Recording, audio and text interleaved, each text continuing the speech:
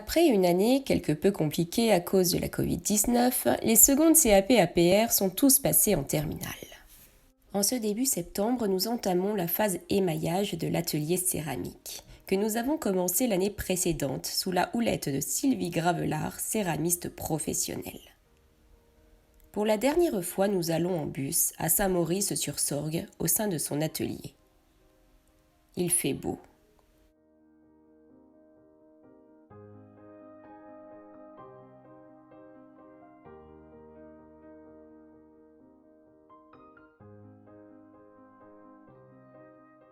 Sylvie nous accueille, puis nous entrons pour œuvrer à nos tâches créatives.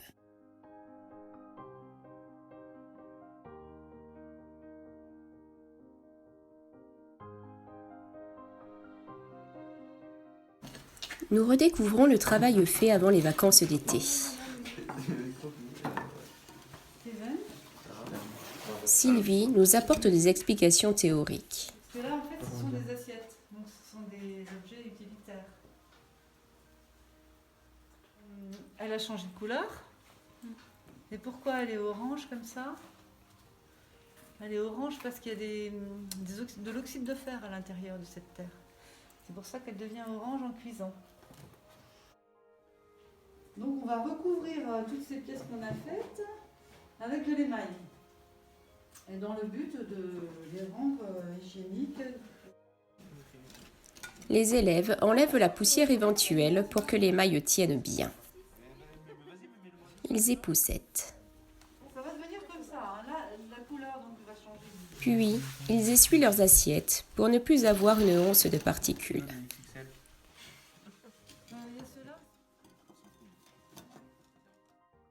Les terminales s'occupent désormais des coupelles créées lors des derniers ateliers.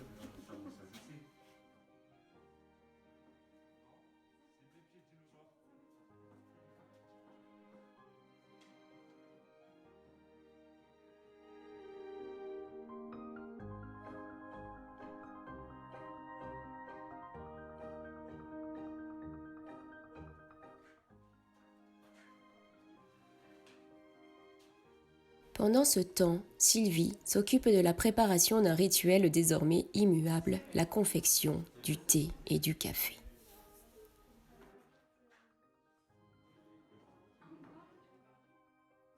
Sous un soleil de septembre fort agréable, se levant petit à petit, nous en profitons tous ensemble pour nous délecter d'un thé ou d'un café, dans une tasse choisie par chacun d'entre nous, avec soin et plaisir. De la poudre mélangée avec de l'eau. On va en mettre partout justement. Alors je vais vous montrer, faire l'exemple là-dessus. Parce que si c'est...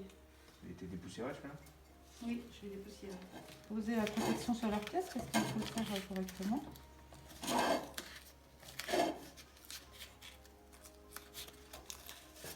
Voilà.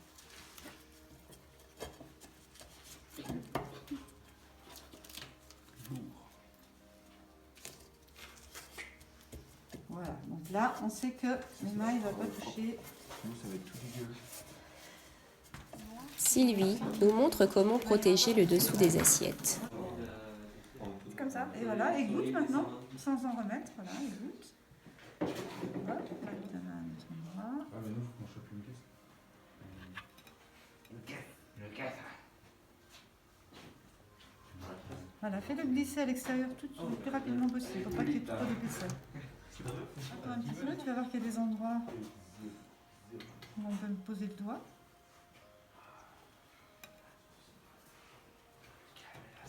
Alors, il y a les petits grains dans les mailles, c'est qu'on va passer quand même une... Voilà, fais bien pencher ton assiette. Très bien. Égoutte bien. Puis, chaque élève émaille ses assiettes. Le même processus va être engagé pour les coupelles des élèves.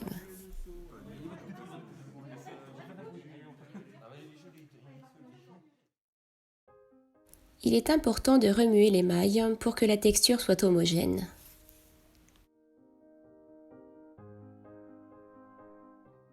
Divers ateliers sont mis en place en parallèle.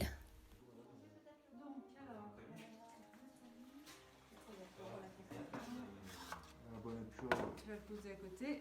Voilà. Et donc, ce mélange, on va le remettre ici. Moi je fais ça. Voilà. Laissez-le se concentrer, allez.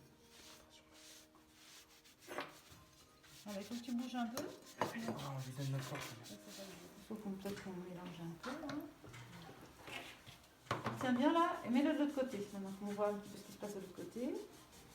Voilà. Et puis là, tu vas... Voilà, sans toucher. Voilà, très bien. Voilà. Maintenant, tu peux égoutter. Ça c'est du professionnalisme. Voilà. Parfait. Voilà, tu fais voilà. Tout doucement, tu fais couler à l'extérieur. Donc tu vas remettre du liquide à l'intérieur pour refaire couler. Vas-y.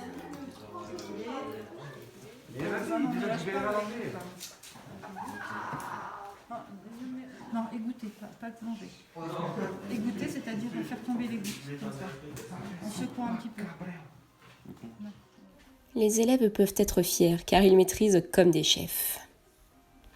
La classe. Une fois toutes les pièces émaillées, nous les posons sur une table à l'extérieur, au soleil.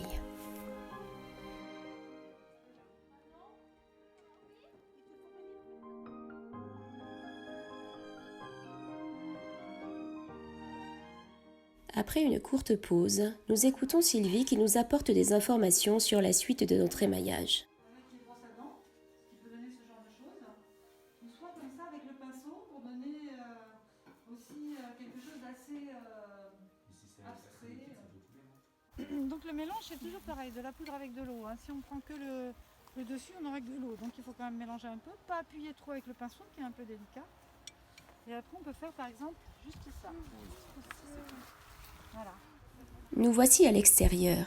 Nous allons aux yeux de tous, par notre gestuelle, créer les motifs abstraits de nos coupelles. Il n'est pas toujours évident de se laisser aller et d'accepter de n'avoir qu'un seul essai. D'accord, allez, chacun. Juste un geste. Allez. Non, regardez. Vas-y. Stop. Bon. Voilà. Ça te va? Oui.